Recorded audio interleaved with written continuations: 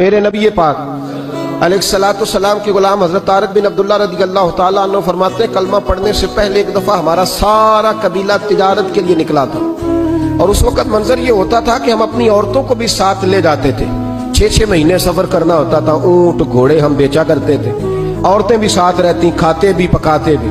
کہتے ایک سفر سے ہم واپس آ رہے تھے تو مدینے کے باہر صحرا میں ہم نے پڑاؤ کیا، اکیلے رسول پاک صلی اللہ پھر ایک دفعہ پڑھیے گا، ایک دفعہ پھر کہیے گا صلی اللہ تعالی علیہ وسلم۔ کہتے ہیں نبی پاک تنے تنہا اکیلے حضور نہ سیر کرتے کرتے ہمارے قافلے کے پاس سے گزرے، خیمے لگے تھے، پڑاؤ کیا، محبوب تشریف لے آئے۔ کہتے ہیں حضور سید عالم صلی اللہ تعالی وسلم تشریف لائے، کوئی قبیلے میں سے قافلے میں سے حضور کو جانتا نہیں تھا۔ ایک سرخ رنگ کا اونٹ تھا ہمارے سردار کا جو بکنے سے رہ گیا تھا، بڑا خوبصورت۔ کہتے ہیں نبی پاک کو پسند آ گیا۔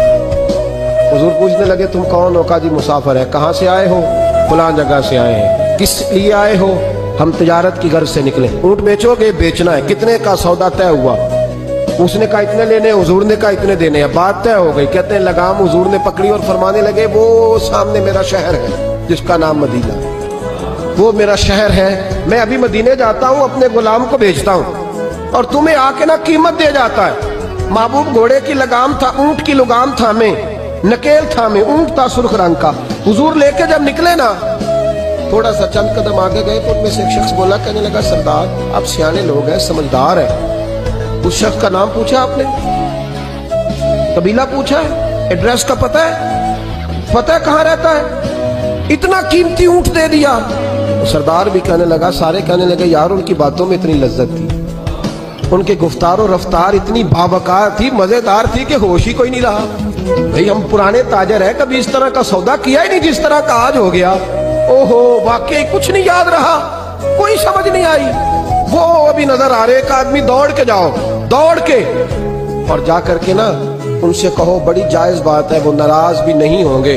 ان سے ایک شخص کہو کہ بھئی اونٹ دے جاؤ، پیسے لے آنا اور اپنا مال لے جانا، دوڑ کے جاؤ۔